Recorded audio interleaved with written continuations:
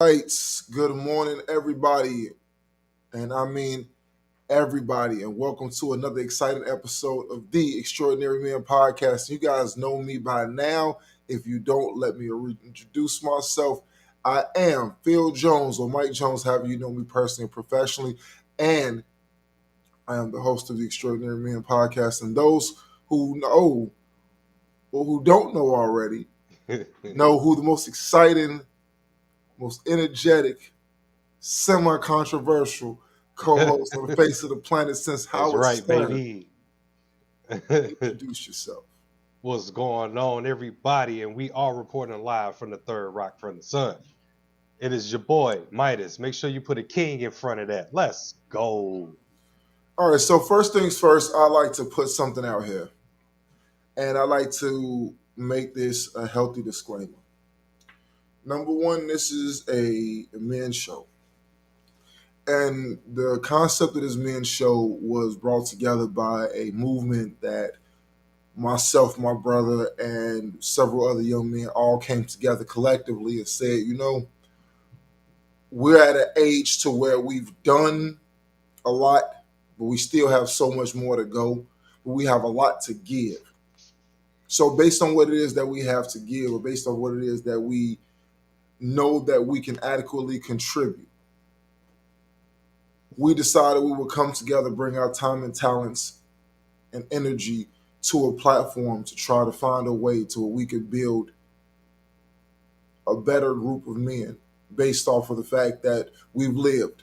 We've seen things, we've done things that we are not necessarily proud of, but living the truth, not our truth, but living the truth about our circumstances, identifying where we went wrong, U turning and moving ourselves into a more steadfast direction. All I attempt is to do is to be able to give back to the world in the way that the world has given to us.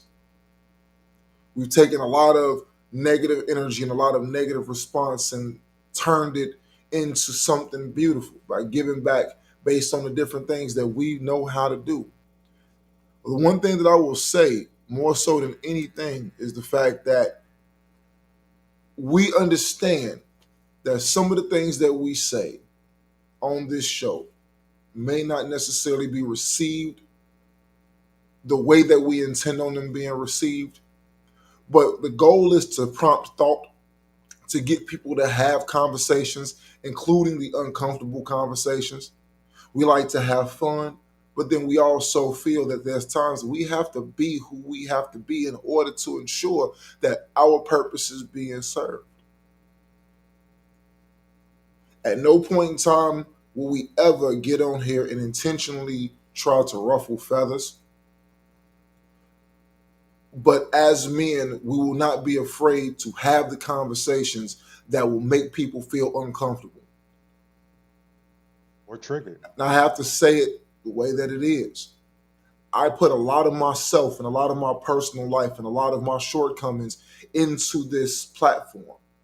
I tell a lot of my own personal stories. I tell a lot of my hurt and I repurpose and repackage my hurt, my sorrow, my pain, and my experience with the attempt of making sure that somebody who is watching this that never went through it will never have to go through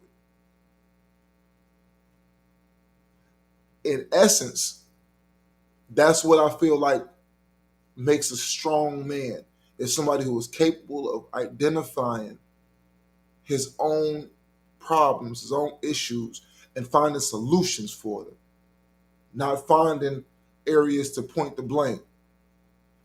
Now, why am I going off the rails saying all of this Saturday morning? Number one is because of the fact that I always feel that it's important that we remind people of what our purpose is. Why are we here? Why did we do this? From August 28th of 2021 to March 11th of 2023, why are we here? What does this podcast mean? What is the purpose of it? Why did we do this? From the time that we have different people who come on here and share their perspectives on different things. From every single comment that we get in our chat section, for every single view that we get in YouTube, whether minuscule or great, it's all based off of something that we're sharing. Has nothing to do with clout chasing, nothing to do with trying to acquire fame. Has everything to do with when we have to look back at our lives and what we did with our lives and what meaning we gave to them. I want my children to be able to sit back and go to some recorded thing that I did at some point in time using modern technology to be able to say, wow, my dad was real honest right there. I want my nephews, I want my nieces, I want the friends of my nephews and nieces, I want the friends of my children, I want my friends, my family, I want everybody to be able to look back and say, you know what? I can model that. I can respect that. I can respect that raw honesty that he had, that he would say some things because he stood for something. Whether you agree or disagree, respect the fact that as men that we stand for something. There's a lot of guys out here that's still trying to find themselves. A lot of guys that's trying to cheat and circumvent the system, and we telling you guys, no, that's not the way. So before we continue into this thing, I want to make sure that it is clearly understood that what our goal is to do is to touch men of all age points. We use our lives, our experiences, we use the data that's available, we use the circumstances that are available, we use statistics, whatever is available to have conversations, including the uncomfortable ones, to try to bring things to the forefront, to let people know there are other ways. There are other schools of thought. And I'm going to tell anybody here, and I know my brother can agree with this, we will toe whatever line that we have to and risk clawing whatever line that we have to in order to make some sort of impact on the way that men see themselves, as long as the ambition behind it is for the better. We are not afraid to make the mistake. We're not afraid to say the wrong thing sometimes, fix it and say the right thing. We're not going to be afraid to do what is necessary, because sometimes that's the way that you get things done. Sometimes you got to poke the bear. As long as it's in love and it's not in disrespect. Midas, you want to chime in on that? I mean, that's pretty much it in a nutshell. I mean, we've spent close to 2 years, really digging deep and trying to bring forth a lot of these issues within the male community, because we simply just really don't have nowhere to go. This concept, I mean, the manosphere has been around, but it's all been just more, relationship based and passport bro driven and stuff like that. It's all been in that red pill type of situation, but there's never been like an actual area of the manosphere where we can come and actually discuss other issues that men are having. Being able to, quote unquote, let your hair down and really just express what exactly is going on and be amongst other individuals that's going through the same thing, to be able to express yourself and come up with solutions to your problems. It just don't exist until the extraordinary man popped up. So yesterday was a very interesting show, to say the least.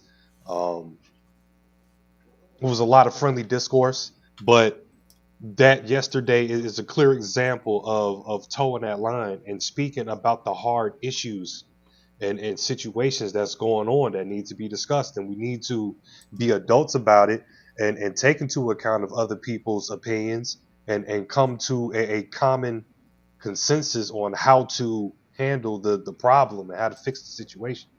So this is definitely the place for men to come and be able to get their mental health in check, to get their financial situations in check. Now, that's not to say that we're going to give you multi-million ideas multi-million dollar ideas or whatever, but what we will do is invoke you to think, to be able to produce your own multi-million idea and go out there and go get it, and then give you the confidence to go out there and go get it. So that's what we're here for. And most importantly, a lot of what we are doing and what we have done is based off of places that we've been and things that we've done. If I ever talk to you guys about building credit, it's because I know what it was like to have to try to survive without it. I know what it feels like to have a 500 something credit score for real. Mm-hmm. I know what it feels like to dream about what it felt like to be able to not have to pay an annual fee for a credit card, or to even understand why certain things were what they were. I know what it feels like to have to go scour the internet endlessly to try to find out what credit was, how to repay your credit, what the ideal credit score was to get approved for a card that you wanted to have, what was the purpose of even having it in the first place, understanding interest, trying to figure out why a bank would give me 0.01% interest up to $250,000, but then will charge me 24 point whatever percent interest on a credit card. Mm-hmm. You know, so there's a lot of time that was spent in trying to develop what it is that we're giving. The only thing that we're doing is trying to give back. That's all we really know how to do as men, is to where we feel that we have accomplished something, reached a milestone. We generally want to give back. We don't want to take anything away from anybody. We don't want to exclude anybody or make anybody feel less than. I don't know how to do that. In the earlier episodes, one of the things that I talked about, that one of my biggest motivators was having access to things. I wake up and I dream of the type of lifestyle that I want to live, because I know what it feels like to not have access to things. And when I say that, I don't mean in the sense of somebody, the metaphorical man in the sky, was keeping me away from stuff. It's because of the fact that in my own mind, I couldn't fathom certain ideas that would take me from being here to here. At one point in time, I just could not see myself being a manager of anybody's establishment, because I wanted to be a rap music mogul. And I thought that that was the way that I was going to go. So I turned down opportunities. I didn't finish school. I did everything under the sun to pacify another existence without ever following through into it, because I thought that my life was going into a completely different direction than where it did. And then once I finally settled in and started grasping the ideas of what I could be and what opportunities I kept letting slip through my fingers, I had to throw the training wheels and develop that muscle and start trying to see it from that point of view. Slip, bumped my head a couple of times. I was given opportunities that I wasn't mature enough to realize what I had. I went in sometimes into situations and I just started doing. Why? Because I didn't care about it. So I never tried to become good at it. I was winging it. And even at winging it, I did a damn good job of it. Mm-hmm. But it was evident to the people who wanted to see me excel that I wasn't giving my all. I kept equating giving enough for the time being to doing a good job. Mm-hmm.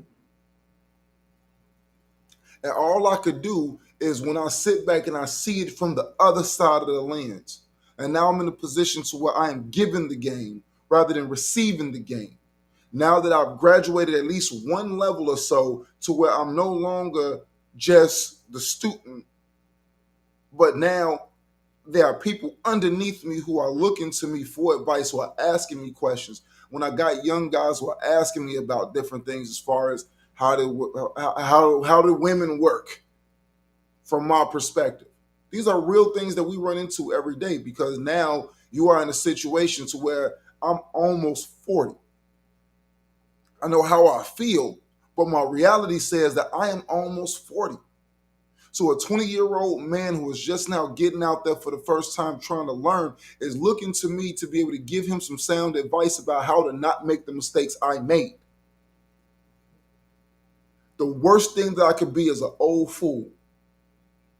That I'm going to tell him some information that I can't prove that's actually rooted in some legitimacy.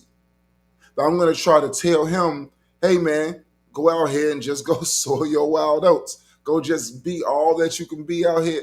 I'm not going to ever give a young man that advice. I tell all the young men, I can't tell you what not to do biologically, but I'm going to tell you that discipline will be your greatest friend. Go get some money. You want things that are quality. The easiest way to go and get those things is to take a steadfast direction toward getting yourself educated, getting yourself skilled, and putting yourself in a position where you can take hold of your financial destiny. Go and find out areas to where you can improve as far as your mental health is concerned. Get counseling. If you don't necessarily feel like you need counseling, okay, get a life coach. Tune in on certain things that you need to figure out. How to start being on time, how to actually start using a schedule book, how to start dictating out your life and learning what things are important, putting your bills and your ideas and your goal on paper and start chipping off at those things one piece at a time.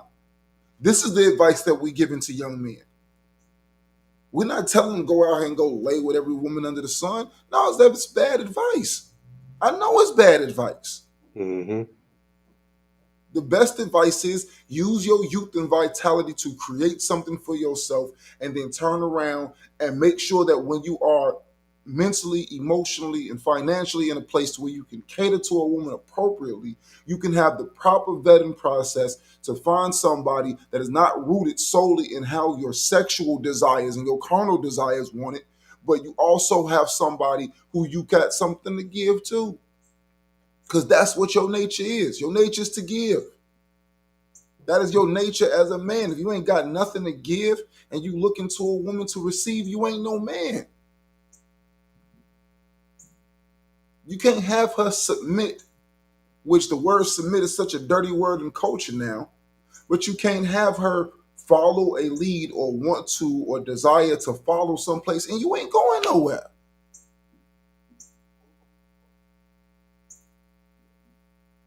And this is stuff that we talk about.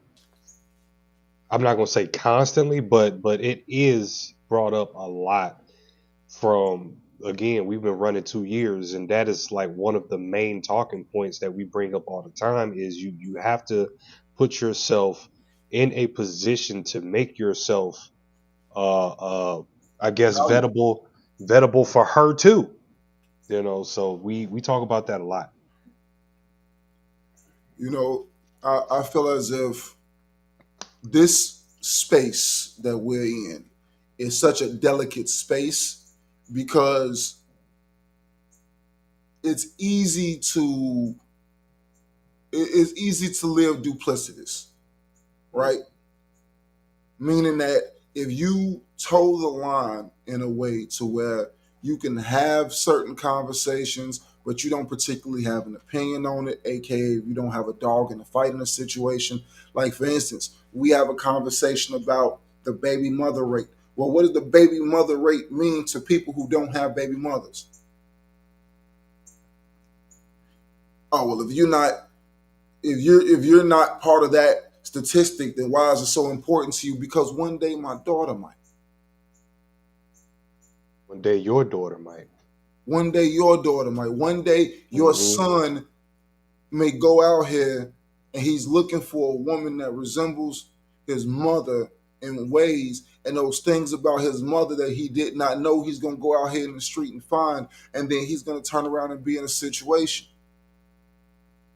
that he's looking for certain qualities and certain attributes, and he doesn't know how to properly vet these situations.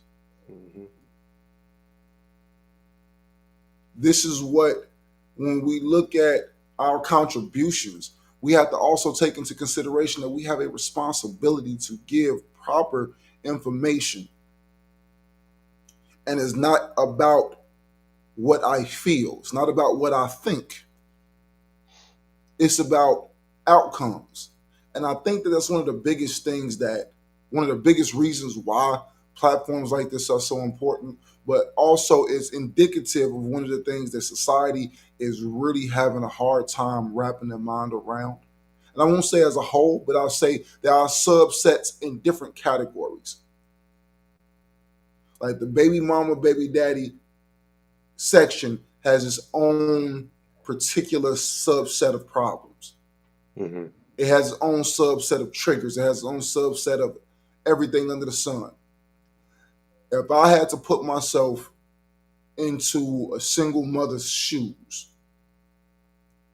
would I be triggered at certain things that I said that negates my experience?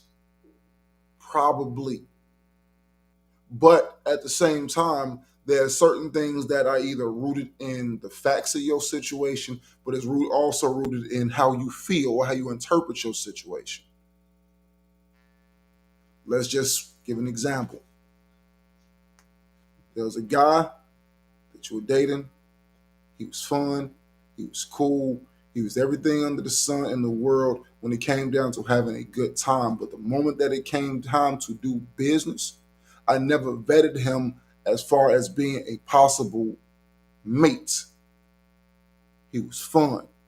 He was he had all the attributes of somebody who was very easy, very chill, and I and my emotions expected him to make the transition when business came about, and he did not live up to my expectations, and now I am hurt by that. Every aspect of him stated that he was not necessarily, you hadn't tested the water to verify if he was that person because you were too busy having fun. Everything was good until it wasn't. And then now I'm upset with him because I feel like, because I'm serious and because things are going in a direction that he should automatically Thought it was going in. Well, not even that I thought, because obviously when a baby come around, it's serious. It's just, he was fun. He was good to kick it around, good to freak around, do it, good to go on trips and do everything else. But that was his MO. And a lot of the times, we don't look at situations for how they are. We look at them based on these grandiose ideas of how we wish they would be. Yeah. And I think that and this conversation never comes up a lot. I'm pretty sure it doesn't, the way the society is moving. But a relationship, if the word partnership likes to get thrown around, so let's use that then. If this is a partnership, then it needs to be handled like an actual business transaction. It needs to be handled like a business. So we're going to talk about the kids. So we're going to negotiate how many kids we're going to have. We're going to negotiate things that we're going to try to get the kids into, to mold them into this, mold them into that. If we're in the real estate, then we're going to try to push them to try to be real estate moguls or whatever we're trying to do. But there needs to be some type of negotiation and deal and plan, as to how that relationship is going to go, and then how the children are going to be raised. It needs to be negotiated. It is a deal, essentially. I mean, that's what a marriage license is. It is a business contract. You know what I'm saying? Which is awarded by the state.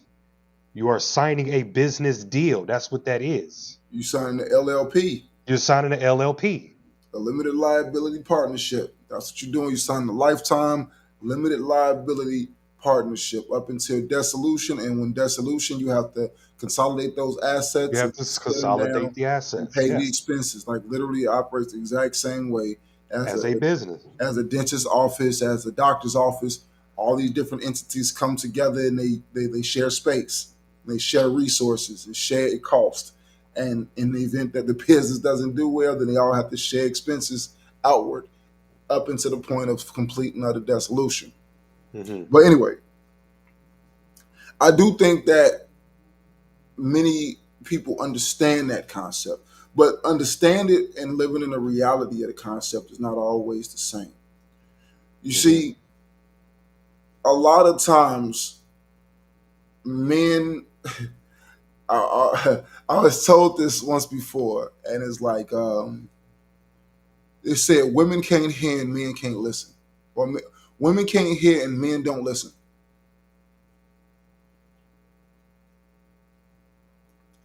And I was That's a just lot like, to unpack. That one statement. That's a lot to unpack from that. well, because you have to understand that although hearing and listening are synonymous, they don't mean the same thing. Hmm. Listening is rooted in interpretation. One of women's biggest arguments about men is the fact that they don't listen. A lot of times we are so prone to just going out to go and do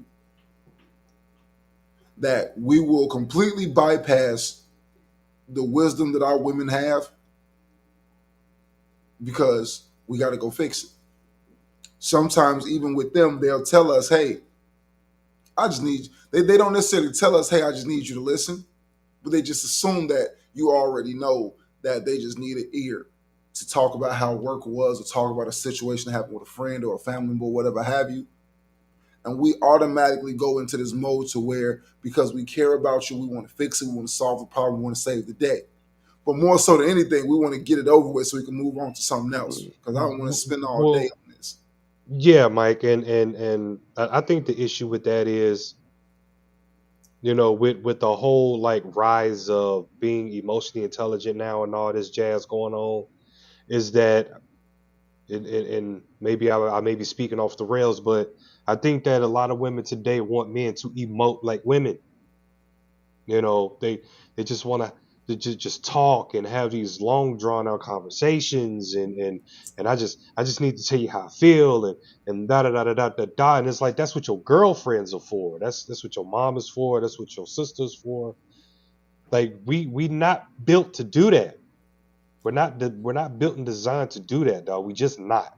Well, okay. Regardless of the time that we living in, regardless of if the Earth shifts a couple more degrees on the axis, it doesn't matter, dog. But this is our genetic. Period. Now, All it's right. not So, to say that men can't be empathetic or whatever, and try to gain some understanding as to what you're getting at. But our job is to resolve the problem. You have a problem. You are coming to me because you have a problem. You need a fixer. All right, the cabinet.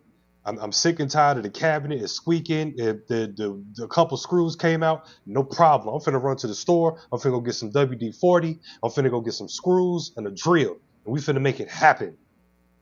That is what we do. you know, and this is the primary thing on why that statement made so much sense is because of the fact that what you just explained is a primary reason why they say men don't listen. Because the one thing that I learned from counseling is that they say that a lot of times, because of the fact that a man feels that his job is to do all the time and to constantly be on the move and to constantly be tinkering with something or fixing on something or trying to adjust something. The best quality is the fact that there's an action button. The worst quality is there's clear directions, but you ain't looking for them. You got to explain that one Well, it's something I can't possibly explain. because the action button is always put. It's always Well, pressed. Like it's the grayed thing out. the, It's the pressed. thing is You can't that unpress it. the thing is that the method of action sometimes is not in the do, but it's in the do. I'm still doing something. I'm just not doing what I want to do. Because me doing this is rooted in a quick resolution. Me doing this is rooted in understanding. I can't understand something that I want to hear. Give it to me in the Cliff Notes version, or tell me what the actual problem is, so I can go out there and go fix it. Yes. Sometimes the problem is Your wisdom is what's needed. What you need to do is interpret what's being said and provide your wisdom and leadership. And that's what she's asking for. And that's why she's coming to you. And that's why she's talking to you. Is because your wisdom and leadership is valued, but you don't see it. Because when she's coming to you and she's telling you this, and this, a lot of us are not really trained in having conversations with women, especially women that we care about. We're always on go mode for them. But the thing about it is that when you actually do this instead of this, you'll hear certain verbal cues that let you know, okay, she's just venting. Okay, she's just doing this. Okay, cool. I'm gonna listen. I'm taking little small mental notes as she say things. And wisdom tell me, well, how'd you deal with the situation? Well, how do you plan on fixing that? Well, I don't know. Can I offer you a suggestion? Well, you got this, you got this. You could either deal with it like this or deal with it like this. But either way, I'm confident in your ability to take care of it. Boom! I didn't have to do none of this. It cost me a lot less time and a lot less tension to use my wisdom rather than using my hands. But you came to me. Yeah. But the whole thing about it is the fact that we have to remember who we're dealing with. You got to remember something, like if your younger children who are still developing speech patterns, who are still learning certain aspects of how to properly ask for what they want, there's still a level of interpretation because they haven't developed all the full linguistic skills necessary to be able to fully articulate what they need. So you can listen to a baby's cry and say, okay, that's that deep cry. Oh, let me check his pamper. Oh, little man is this. Oh, man, he must be starving. You can hear certain things and you could tell certain cues by listening. But as soon as you can use I didn't words, catch that until the second baby. The but different tones and because you that's had real. practice. Yeah. But the thing is the fact that we forget that just because I could use words, if I called you, hey, what's going on, handsome? And I called you, hey, what's going on? Man, it's a bull. You know, based on the tone, the vocal intonations, you could tell by certain aspects of how I'm presenting it to you that it requires you to put on a certain hat to interpret what's going on. So either you having a casual conversation with me or you talking me off a ledge or whatever the situation is, you interpret that based off of how I present it to you. But when it comes down to how we deal with women, we don't look at it the same way. We can do that with each other. We can do that with babies. We can do that with our pets. We can do that with anybody except our counterparts because we always just want to fix it. Okay, so and the issue with that is, and there was this video that I saw, and he made it kind of real simple, basically. So this is a conversation. This is why me and you can understand each other way more easily. Here's the conversation. Hey man, what up? What's good? Hey shit, I was thinking about hitting KFC. I bet I am hungry as hell. All right, which one? The one on 3rd. I bet I'll be there in like 30 minutes. Bet. All right, done. Conversation with a woman. What's up, girl? Hey, what up? Girl, shit, I'm hungry. Yeah, me too. Man, did you see that movie? What movie? Da da da. Damn, fuck, my wig fucked up. I gotta go watch that. Damn. Oh shit. Also the car. You know, like, dude, they didn't completely jump from the conversation was about food, but then somehow we ended up talking about crocheting. No clue how that happened. And that's how and that's what it's like in the man's head. Like, we have to interpret, we have to get what you're saying. First, we have to recognize that you're talking to us. Then we have to figure out what it is that you're saying. Then we have to interpret what you're saying. Then we have to verify that what you're saying ain't a trick question or some type of trap. Then we got to re-verify the information again. Then we got to try to formulate. No, I get what you're saying, but dude, it is exhausting trying to formulate and talk to our counterparts and make One of sure the- that what you're saying is right. But see, one of the things that happen is like anything else. When you have a business partnership with somebody, you learn to speak their language. That's an attribute of something that we don't do well. Because when we took them on to be our counterparts, we took them on in the mindset of like this whole concept of partnerships. I do not have a partnership with any woman. I do not have a partnership. I don't care what they say. I don't care what they feel. This is not a partnership. In some areas, the response or in some areas, the resolution may not be a democracy. In some areas, like I say, when it comes down to health, finance, certain circumstances, when it comes down to certain things that you have a level of proficiency in or a better understanding in, this is not a democracy when you say we need to do it this way because this is what the necessity is. You're the expert. You know better than I do. For me to try to argue to exert dominance in an area that I'm incompetent in is stupid. Yeah, 100%. However, there are going to be some times to where when I put my foot down on that, that's it. That when you said that you wanted to be my woman, being my woman, you can't dress like that. You can't represent me out there like that. You can't post up on Instagram like that and be my woman. Because these are requirements that come along with being my woman. And there's an understanding that when you are my woman, it's not an aspect of ownership, it's an aspect of representation. Mhm. If you would not dress up like that and pose in front of your church, out of how it will represent your pastor or represent your faith, while I, the person who is financially, emotionally, and spiritually responsible for your well-being, why am I due any less respect?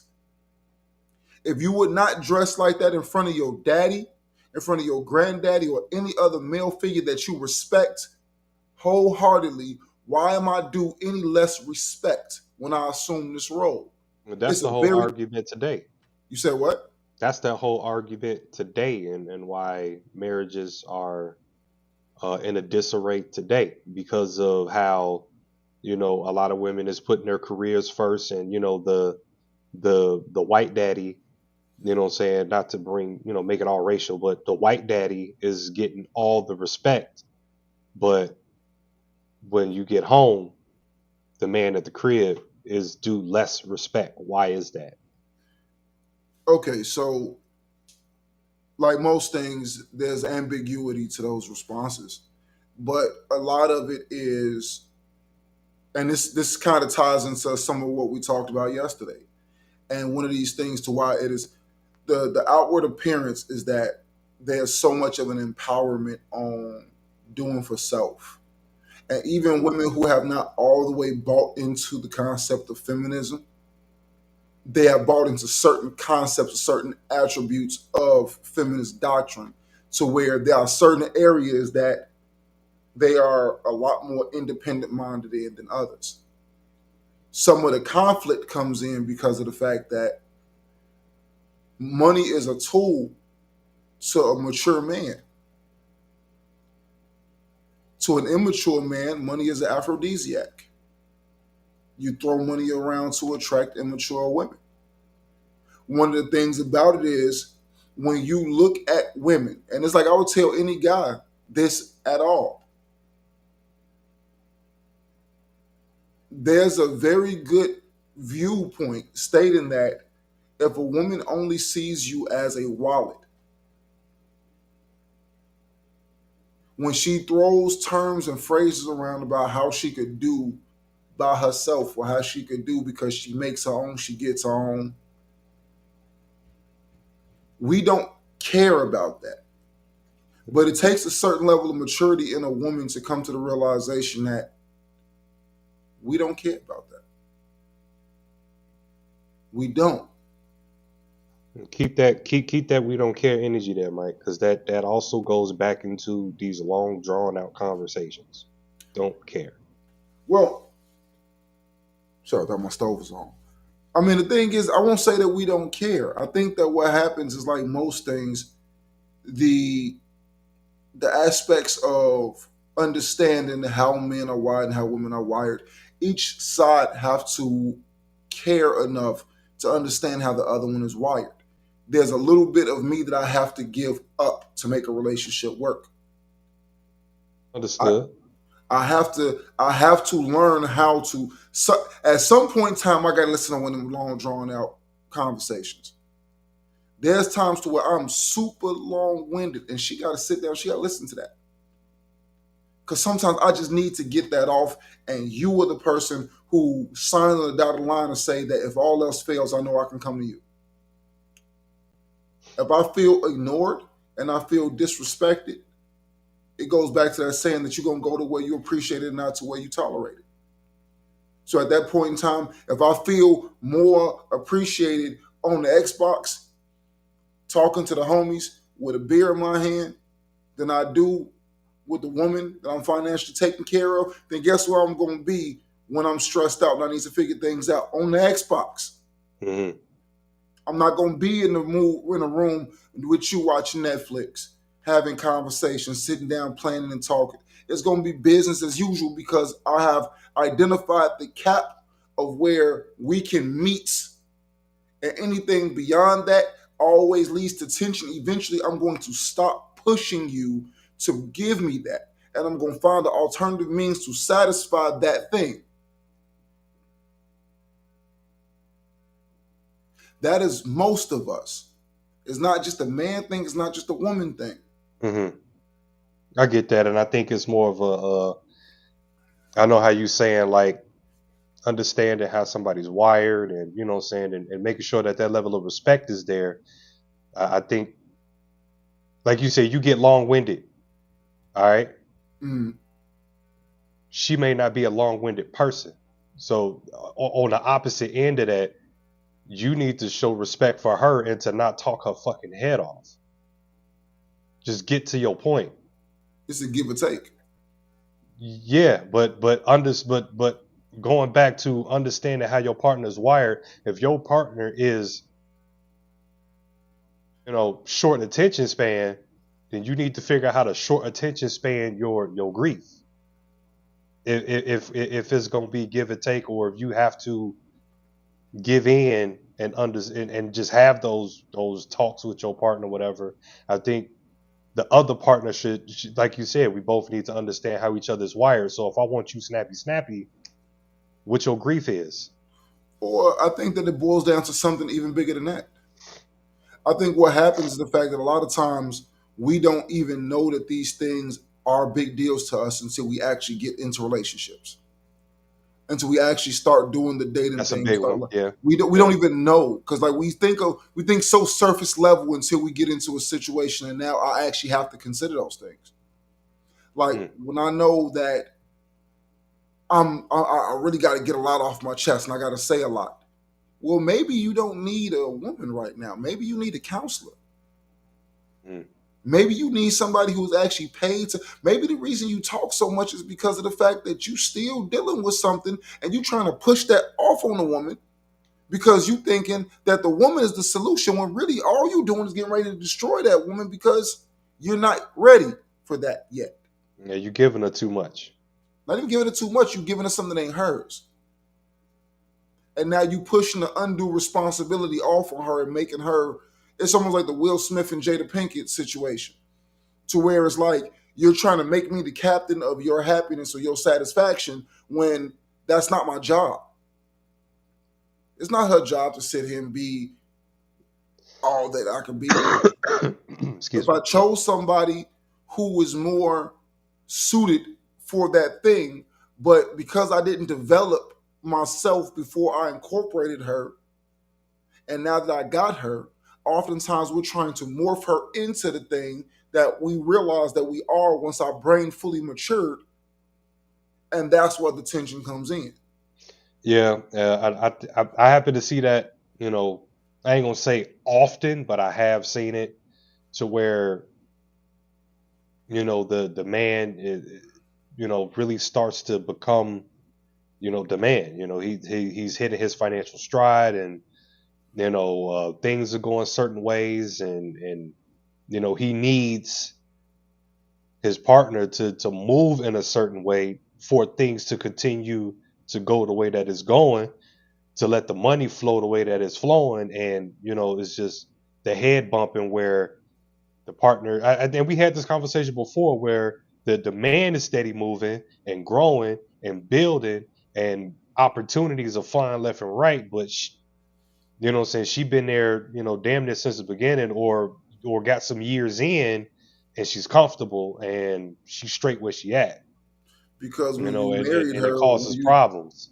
well, because once you made a commitment to her, you told her that day that she was perfect the way she was.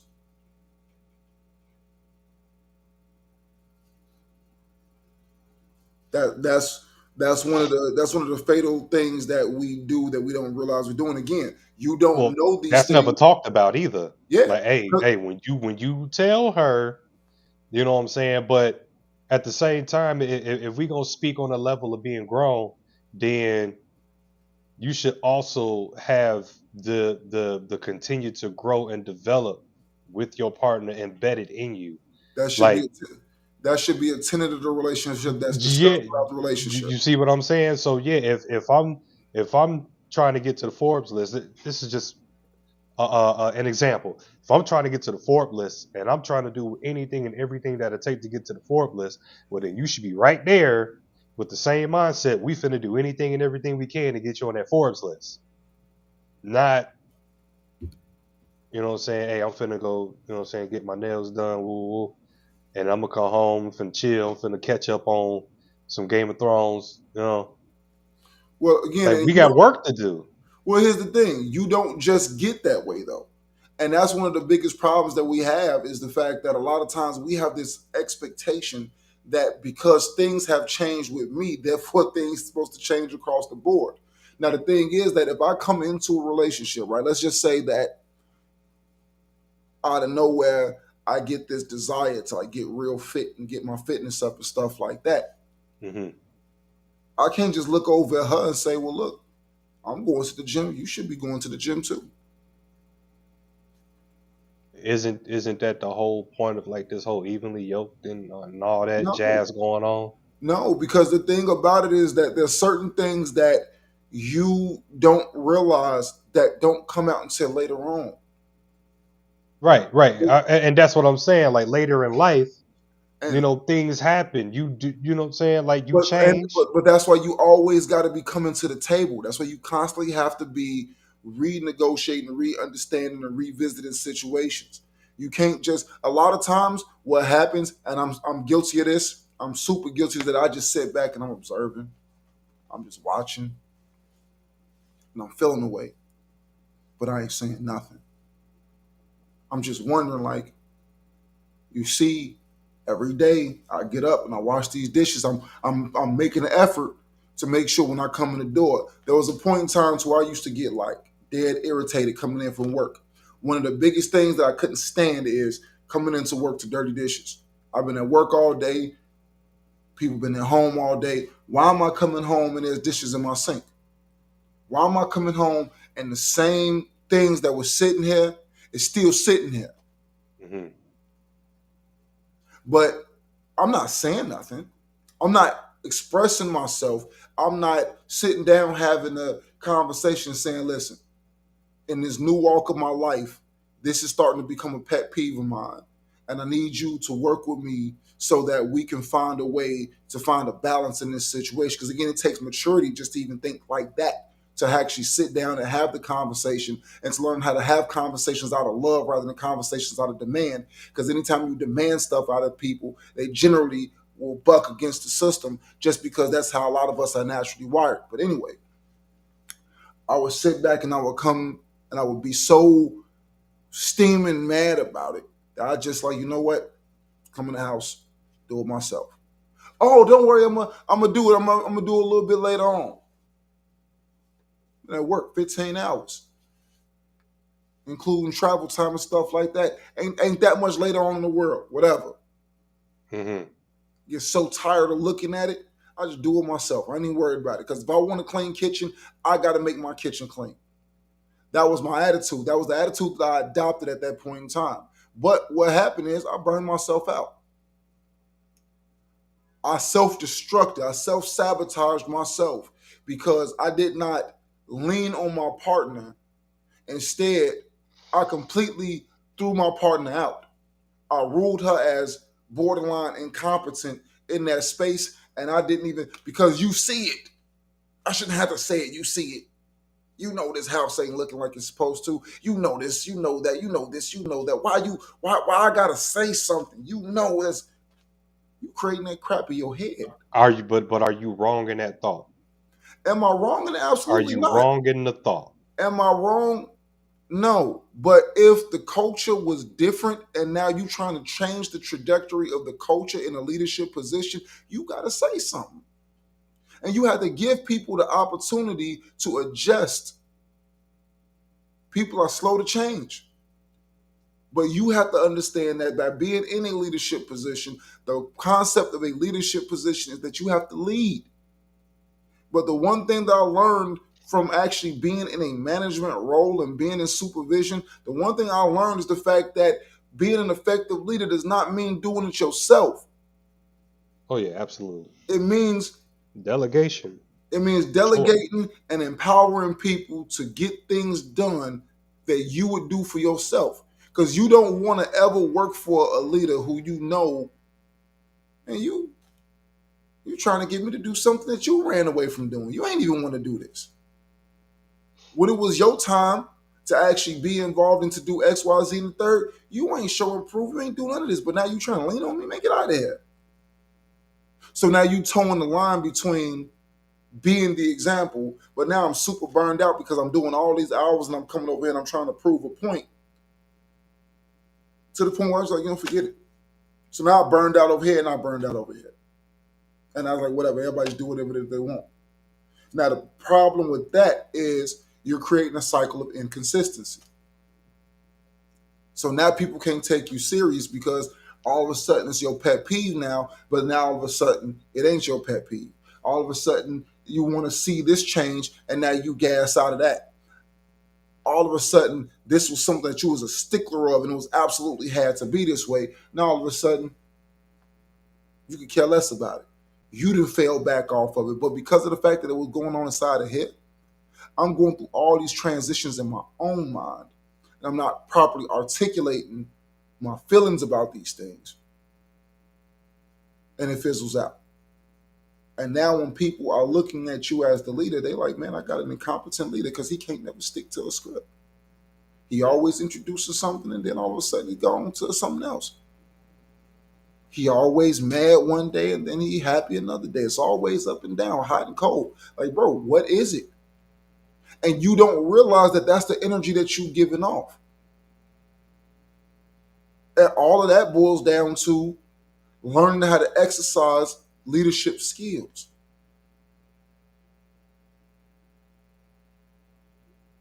I know there's a mic drop in there somewhere, but I'm gonna hold off. I'm gonna hold on to the cord, let it dangle a couple of inches over the ground. No, I'm just taking it in, you know what I'm saying, pause. I'm just listening to what you I saying. just called that.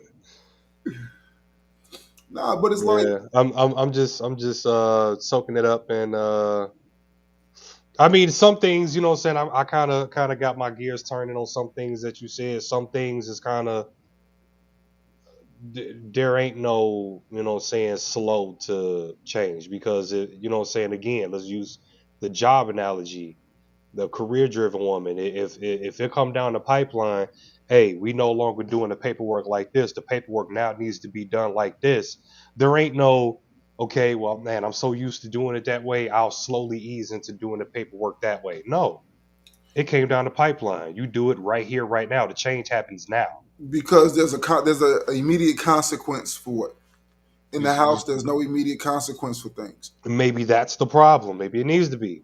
Well, here's something that you got to consider is the fact that if I'm in a relationship with somebody, I'm not her disciplinarian. The thing about it is the fact that her boss set certain metrics or set certain standards that a man who has a certain standard will get a lot further with most people. He'll get a lot further with community. Like if you know your football coach, you remember your football coach from back in the day for Creek Mm, to the book. mm, It wasn't no over here, wasn't no over there. Ah man, I hurt myself. Get up, walk it off. yeah, You rolled your ankle, get up. Hey, pick him up. Walk through it. Ah man, I don't think I can play. Okay. So and so, get up. Oh, coach, what is I ain't got no sympathy. You playing football, this gladiator school. Either you in the game yeah, or you ain't in the game. yeah. Real talk, real talk, real talk. He was a man of standard. There was no wavering in standard. Mm, When I hold you to something, that's what it is. There's no buffer. Off the court, off the field, hey, coach, man, I'm having a problem at home, man. I really need somebody to talk to. Okay, come on, let's talk. Here's this. Here's this advice that I could give you. This life situation, this, that, and the third. I know such and such is going on, and this, that, and the third. But you know what? Here's how you deal with it. When I was coming up, this is in a different arena. He could deal with you a different type of way. But the sentiment is still the same: that a man of structure and a man of standard is a man of structure and a man of standard all day long. That does not change. Well, mm, I feel like one of the biggest things that happen with us as men is the fact that we have to develop structure and standard, and we have to stick to it, and we have to enhance and not waver. That if I say I'm up at 5 o'clock in the morning every single day, if she can't set her watch to you, she can't respect you for that thing. Same thing with the kids. If they know that you're not finna come spot check that room, and the corners in them beds ain't added up, and that homework ain't sitting over there in that particular area on that specific table where you said that you want to see it so that you can verify it and check it, and that's not your method of operation every day, and that it could change and waver and this, that, and the third, ain't no structure in a place like that. right, When I for say sure. I want it this way, I want it this way, and tomorrow, and the next day, and the next day, and the next day, and the next day. I want it the same way at 5 years old that I wanted at 25. I don't want to hear it. You know how I give it up. People get afraid to disappoint. People develop a healthy fear and a respect over time for your consistency and for your structure. They begin to adopt that structure, but they also adopt your inconsistency. Mm, When I sit here and I look at my daughter and I look at how she is with school and about how her attention is all over the place and stuff like that, I automatically look back at myself and say, okay, well, what is the example that you set? When you come in and yeah, you doing stuff that's I important, self-reflect a lot too, for yeah. sure, And a for lot sure. of times, To understand why did that happen, or how come this. Okay, what did I do, or what did I show? Okay, all right. So look, babe, look, check this out. You know what I'm saying? Then I go in for the conversation. But you yeah, know, I definitely self-reflect. and that is part of the ascension of manhood. That we do a lot of self-reflecting, but the self-reflecting Hmm. ultimately ends in action. And how we gain our respect from our women is when we set that plan of action in place and we act on it and we start showing the progress that's necessary. I remember I used to get into these little fiery pits of rage every once in a while when I would get mad at certain things, and it was frightening at one point.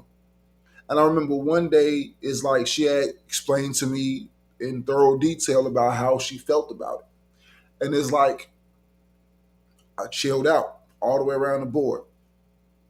6 months go past, and I had like little mild meltdown, but I caught myself. And she started rattling off as if it was business as usual. And I told her, like, first and foremost, you're not respecting none of my progress.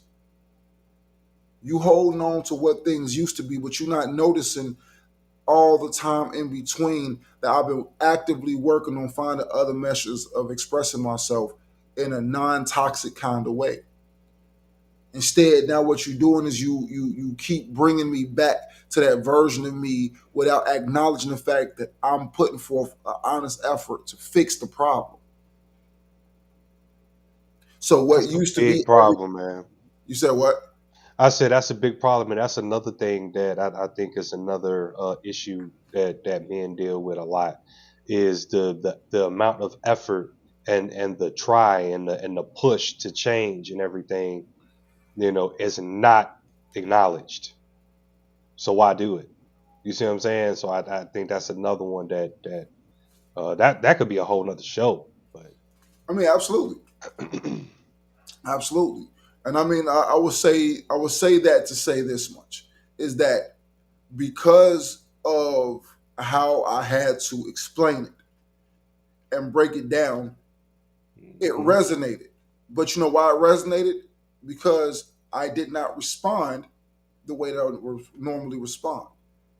I identified my progress and I identified your regression and I brought it to a medium and said, hey, listen,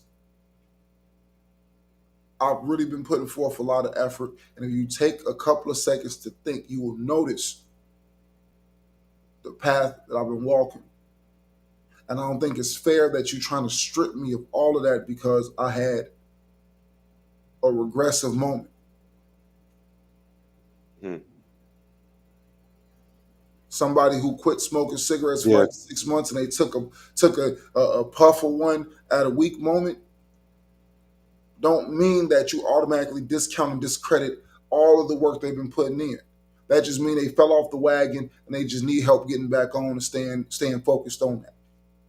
A better way to deal with this is to say, hey, don't let all that hard work that you've been doing go to waste. Stay focused. Stay here. Sometimes I need you to be the clear-minded one to help me to see my progress. But if you deny me my progress, what is the point of me continuing down that path if I'm going to get scolded anyway? Mhm. And over Understood. time, yeah, and over Oh, time, understood. yeah, Hmm. and over time, it just became less of a. But again, there was a maturity that came in to where at 37, I can articulate myself very well in any words that I say. I don't need to get loud with you. I can insult you in the same tone of voice. I have more than enough vocabulary to be able to say whatever it is that I need to say. I can cut you down or build you up, and I never have to change the tone of my voice. I can sit here with my hands in a knot right there at my lap, and I don't have to let my body language dictate how I feel.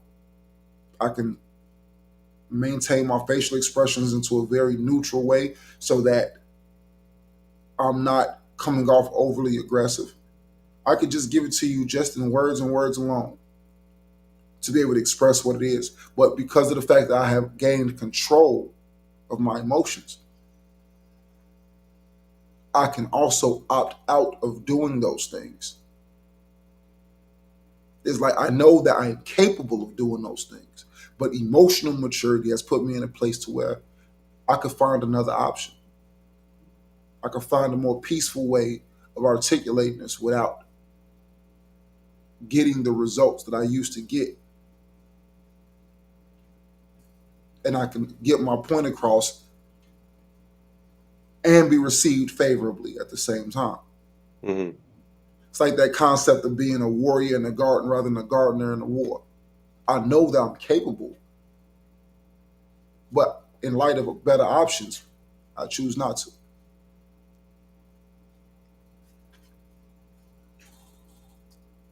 But I recognize that I have the choice in it. You didn't make me mad.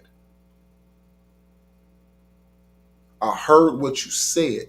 And this goes back to that phrase of men don't listen and women can't hear. Yeah, another thing I've been working on, and I actually been like absolutely fantastic with it, is the whole like not what you say but how you say it. Hmm. Uh, I was bad with that a lot, so I definitely have made like a humongous stride in trying my best to do that. Uh, and the conversations, you know, what I'm saying with me and my wife, like they've been like wonderful with that. The sarcasm, because we both used to be sarcastic as fuck with each other, and you know what I'm Hmm. saying, and we really toned that down a lot, and it's really like drastically just increased our relationship like way better, like tenfold. You'll be surprised how altering how you say, Hmm. not saying, but altering how you say, you'll be surprised. It goes back to like what I used to say, that you can ask the same question 17 different times Hmm. and get 17 different answers. Hmm. Well, you could say something 17 different times, you get 17 different emotions. I can yell it, I can scream it, I can say the same words. What are you doing? Hey, what are you doing?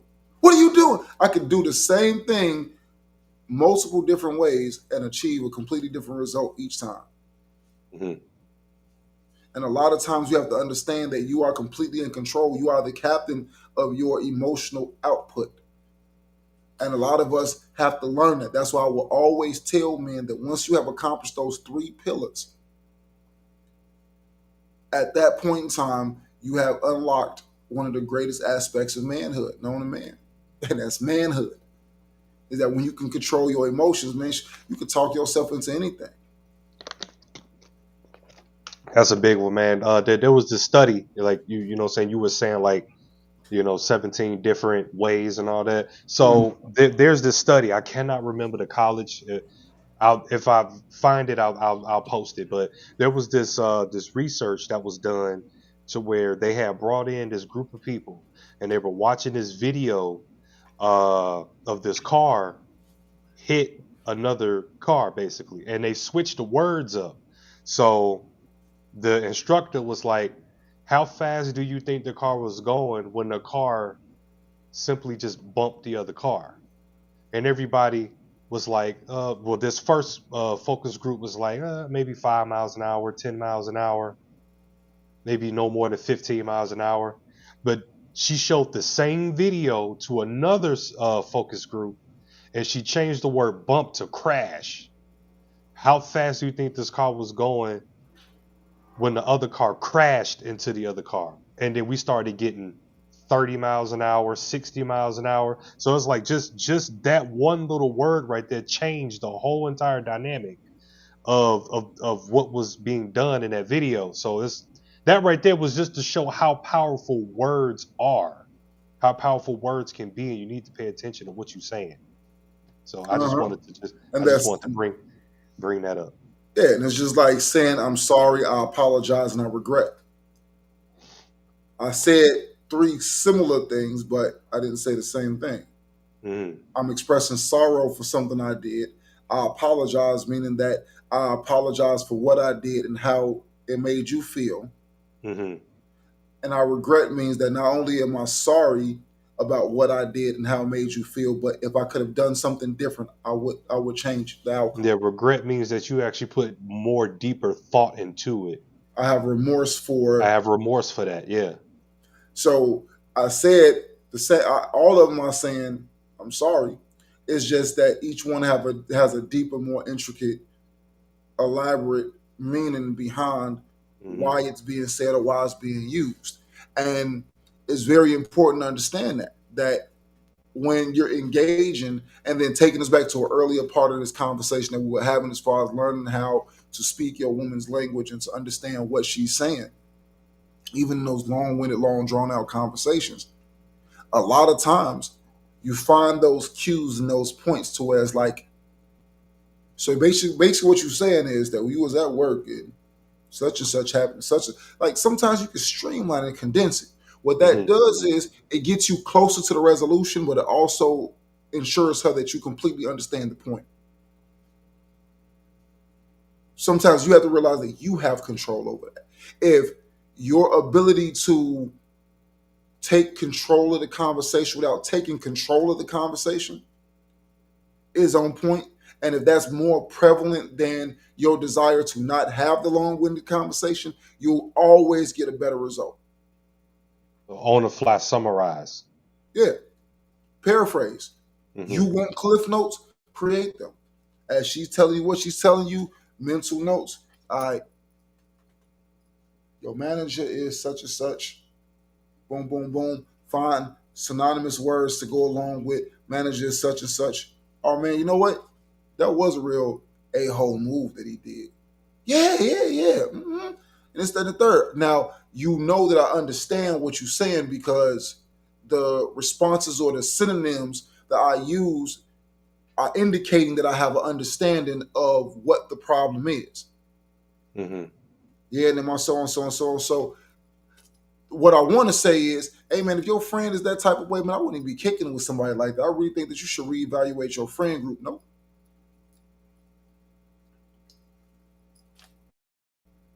You know what? I remember I had a situation like that. I had to put a little space on my homeboy when he did that. You know, just sit back and observe a little bit, and I was surprised at what I found. Mm-hmm. Hey, I've been thinking that I needed to, this, that, and third. Hey, you know what? Right there at that, you know what? How about this? You had a real rough time. Why don't we go to lunch at Red Lobster, something like that? We can go, boom. I didn't just shut down a great deal of conversation. I understand it. I'm offering a solution to the problem, which ain't really a solution to the problem. What I'm doing is I'm narrowing and I'm streamlining the emotional part of it by showing understanding and compassion for the situation. I'm offering you to go to Red Lobster in response to the way that you felt by the day that you had or by the experience that you had. But I'm also taking what could be an hour-long conversation, condensing it down to a 15-minute conversation, offering you a solution without offering you a solution, and also showing you understanding and compassion.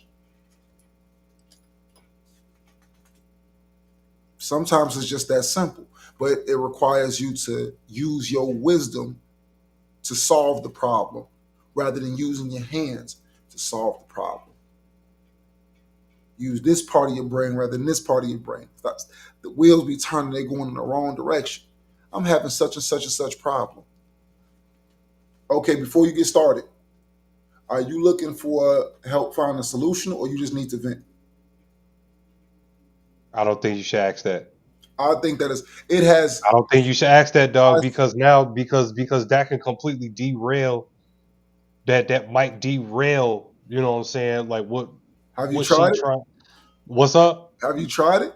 Hell no, I ain't do Okay, nothing like okay, okay. that. Hold on, I'm gonna tell. Because it's like because to me that almost sounds like, okay, do you actually need me to help you or you just want to run your mouth? That's what I heard. No. See, And again, that's what I'm talking about. See, there you go. You are proving what I said about men don't do you listen. need me to help solve your problem or do you just want to vent? Because I'm if you trying come, to I'm trying to unpack that in womanese. In okay, so womanese, and I'm that trying to was, give it do to you you need me to based. help you or I'm do you trying to. want to just run your I'm mouth? I'm trying to give it to you. What you doing is exactly what we accuse women of doing a lot of the time is, well, what I heard you say is, no, what I said is what I said. Okay. All right. So that's what we got to look at is Okay. that, But what you say also has an interpretation behind it. hold on. The thing is that you are giving her options with parameters. Because now what you're doing is you are putting her in a position to actually think about what she really needs from you. And it also gives you an opportunity to dictate how to properly deal with that situation. Because if you just need to vent, it gives me an out to say, well, look, I got a little bit going on right now, but if you want to get with me after 5 o'clock, I'm all ears. So I get to mentally prepare myself to get woe out rather than just taking it on the chin right now. She might want to give it to you right now. But you got an opportunity. And I sometimes you have, think I think you should ask her, hey, are you okay with me asking this particular question? Because if we in that realm of understanding how your partner is wired, you have to understand if you can and cannot say a statement like that. I know I can't. Gates the leadership, bro. And listen, if men, as a man, you have to understand something real clear, bro. Real clear, real easy. I can't call myself the leader, but I don't want to take the lead. I don't think that's not taking the lead. What it is just basic. Sometimes taking the lead is making sure that you don't get hit with no crossfire. But there's no crossfire. There's no Mm-hmm. crossfire because at the end of the day, babe, I'm asking the question because I'm just trying to understand how to best service your need. Because I want to solve whatever problem that you have and give you a quick resolve. But that might not be what you need. I'm asking you to consider what you got going on and put me in a position to be best successful. I want to be successful. So in the midst of wanting You to make that sound so good. I mean, but it's the truth. I mean, man, that's a hell of a movie script. Listen. It's you selling it, dog. You selling water to fish.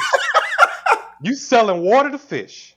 Listen, what you gotta understand, right, is that anytime that's like a woman sending you to the store to grocery list, sausage, salami, eggs.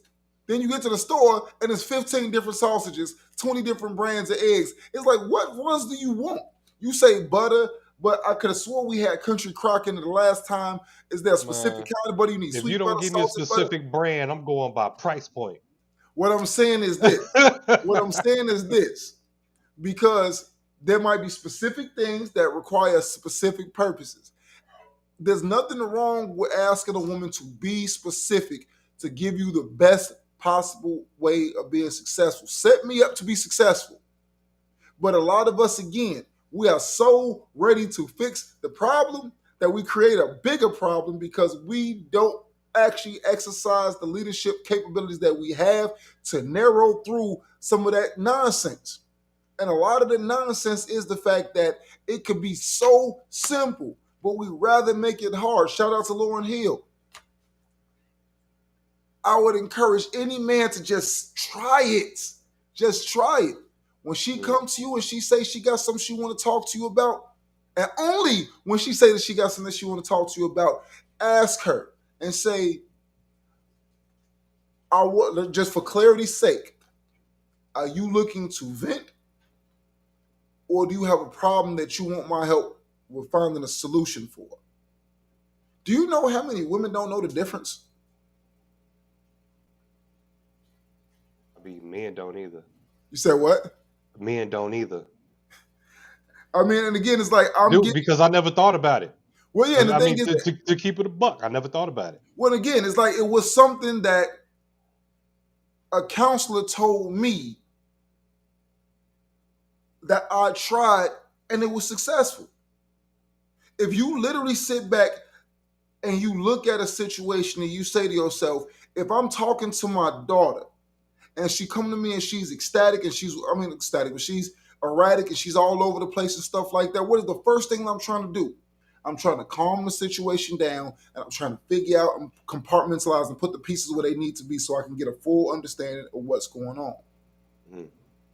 Again, when we can listen to our boys, we can listen to our children, we can listen to our bosses, we can listen to our clients, we can listen to everybody. We don't listen to that woman.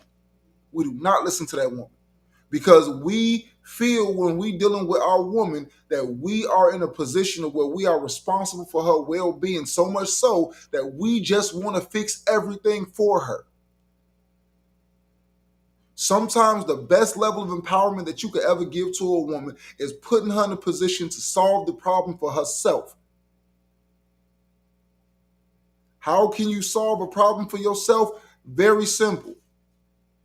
Give her parameters. Is it this or is it this? You know, I never really thought about it like that.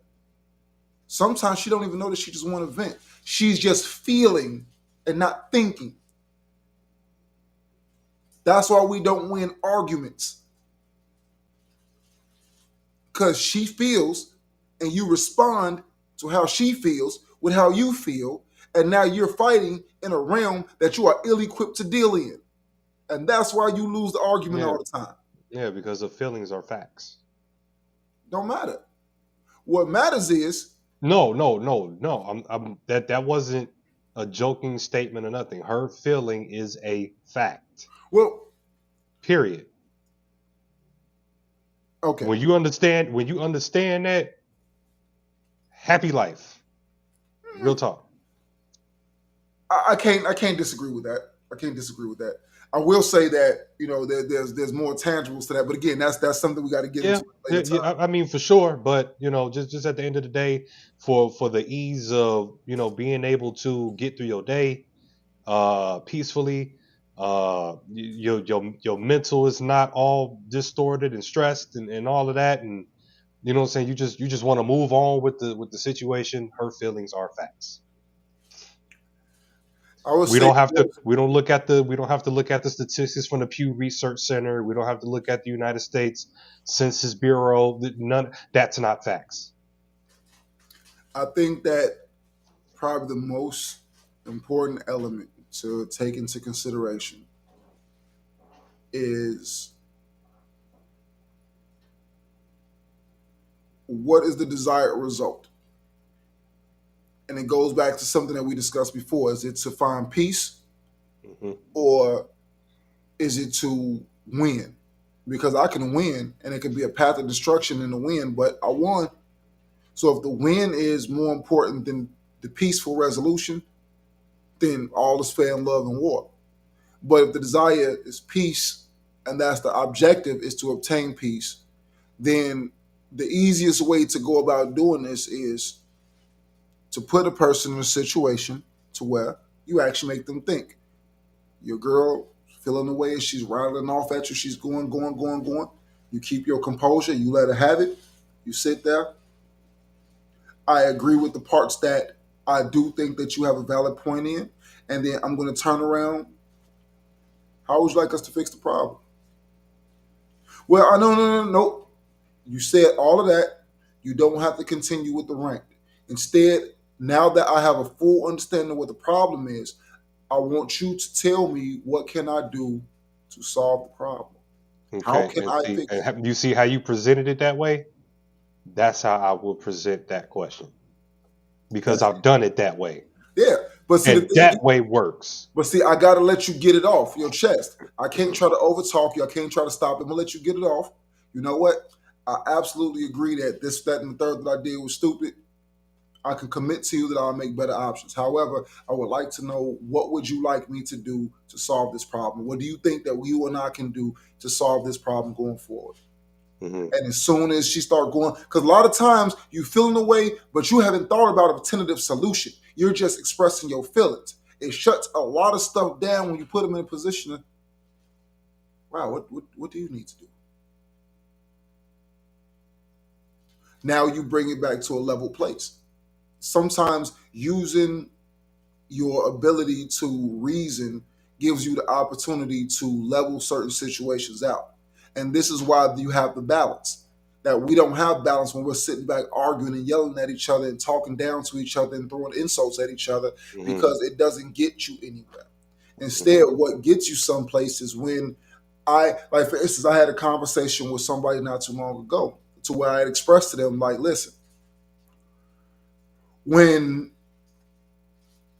I bring up something to you that I'm dissatisfied with, that's not an invitation for you to return fire and tell me what you're dissatisfied with me about. Just as if you explained to me that there's something that you're dissatisfied with me about, and then now I want to throw in your face what I'm dissatisfied to you about. How you find the most peaceful resolution in a situation like this is simple. You take from what it is that I'm saying, you take from it or extract from it an opportunity to find a peaceful resolve, and you move forward. And I, in turn, will do the same when you address me about something that bothers you. Let's try this out. I'm explaining to you about my feelings about the way that you're addressing me because I don't think that it's proper. But sometimes you do.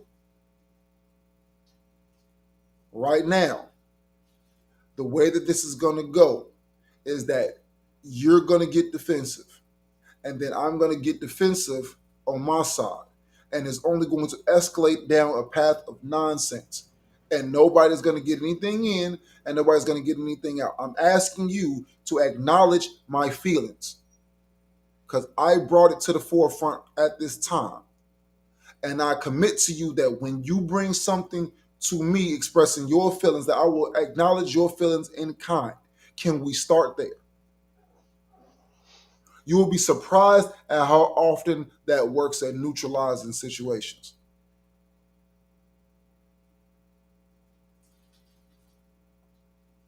It's not mind control. It's not Master Yoda. It's not no hocus pocus. It's understanding that men and women, the fundamental differences. A lot of us have not been taught how to unlock those fundamental differences between us. We've only been known how we have an elaborate picture of how women address things, and we have an elaborate understanding of how men feel about when women express those things.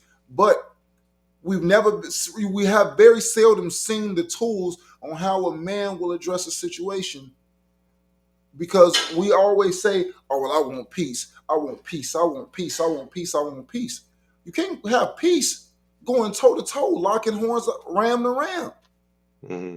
You got to find some Yeah, other way. constantly locking horns. Yeah. Yeah, it don't bring peace. And I think that if I beat you in the argument, or if I trump you down, or if I keep throwing fact after fact after fact after fact at you, you're not hearing that because you are in an emotional state. And then when I'm regurgitating these talking points and these facts and all these things like that, all it's doing is more and more enraging you because I'm negating the very reason why you're saying what you're saying to me in the first place is that somewhere your feelings have got your feeling circuit breaker got tripped. Hmm. And I want you to acknowledge the fact that I'm feeling some way. So, in doing so, this is a golden opportunity for me to think through the situation. Instead of me responding to how you're addressing me, cut through the fact. I Okay, think this is where counseling needs to come into play well, and because again, this is stuff that I learned from counseling. All I'm doing is I'm just regurgitating things back that I have tried and that I have been successful in because I sat down and I let somebody who was better educated in psychology than me give me the game and tell me, why don't you try this? Instead of dealing with it the way that you deal with it, I could see how you're just always ready to go. As soon as somebody says something, just matter of fact, why don't you just listen? Just listen. Listen to find out what in their saying is actually true. Siphon out the parts that you can agree with. Acknowledge the parts that you can agree with so that y'all can find middle ground and build from there instead of completely negating every aspect of what's being said to you because that's not the goal. When somebody's coming to you with something, they're coming to you because there's something wrong. Your goal is to find out what is wrong, not to butt heads, not to agree or disagree. It's about finding out what is the problem. Okay, you said that you think that this is a problem that I do. Okay, I could stand to improve in that area. But if you don't mind me asking, what does a resolution to this problem look like for you? And sometimes you have to use that trump card when it goes and it keeps getting irrational, getting stupid, and say, listen, I don't want to yell at you. You're not my child. We're not children. But you continue to go in circles with this. So I'm gonna stop the conversation here. I'm gonna give you an opportunity to think about what would you like me to do to solve the problem on my end. And I'm gonna wait for you to come to me with what your solutions are so that we can meet in the middle. Because if we continue down this path, then we'll be yelling at each other, we'll be fighting, and we'll be not speaking, and it's not going to do anything healthy. And you walk away from the situation and you let them calm down and simmer. When they come to you with whatever they got for you, y'all build from there. I think that's fantastic. I But the think that's whole fantastic. but the whole thing is Both your parties got to be emotion. willing to do it. You have to be in control of your emotion. Go back to what I was talking about earlier about standard. When you set the standard here, I don't care how stupid this conversation gets. I'm not about to go here. I'm not going to meet your energy. I'm not going to do that. We're going to bring it here.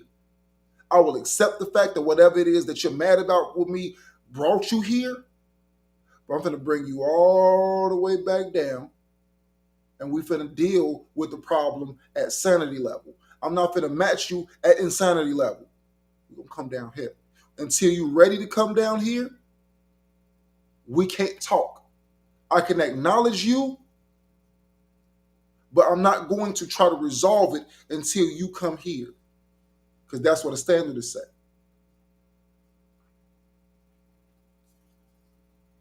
I'm not breaking standard to have any conversation, no matter how volatile the conversation is, because I need peace. And peace can only be attained down here, not up here. Mm.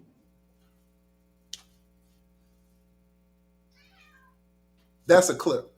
All right, Dr. Phil. Dr. Phil Jones. All right, look, man, we've been on here for an hour and a half on Saturday, and we gave y'all extra because we were late. Extra, yeah. We were late today, so we gave y'all a little bit more sauce on the ribs. Technically, I was late. I had a long work shift, came home, tried to get a little bit of rest, overslept, and I acknowledge my faults and stuff like that. It is what it is. Y'all got to understand that we are hardworking men, and we give a lot to make sure that our families and everybody are well put together. And no excuses. Obviously, you sleep through an alarm once. That doesn't mean that it's acceptable for me to do next week, the week after next, and everything. So that's a point of improvement for myself. But anyway, y'all know what's going on. It's the Extraordinary Men at the Extraordinary Men QR Podcast. code, my man. QR code, my man. Oh, yeah. QR code. QR code me, baby. All Make sure that y'all hit us up on the Facebook, Extraordinary Men Podcast on Facebook. Questions, comments, concerns, ideas, things that you want to talk about, whatever, you can hit us there. We don't bite. Hit us up. Make sure that you go to the YouTube channel, like, share, subscribe, and click the bell. We need those. It's your boy, Midas. Make sure you put a king in front of that. Let's go. And it's your boy, Phil Jones, well, your man, Extraordinary Man, Phil Jones, or Mike Jones, have you know me personally or professionally, the official podcast for men and men's content that is revolved around stuff that is more than just relationship based. As we mentioned early on in the podcast, we have to re-emphasize what it is that we're doing. Why are we doing this? What is this about? What is the thing that we're trying to do? And I want to remind people that this is a podcast that's surrounded around men's content. We're talking to men about content that involves men and women. We respect everything that you have to say. Obviously, we can't do very much of this without y'all, because y'all women. What can I say? However, this is like the reverse to that secret deodorant commercial, strong enough for a woman, but it's made for a man. So anyway, that's our time, everybody.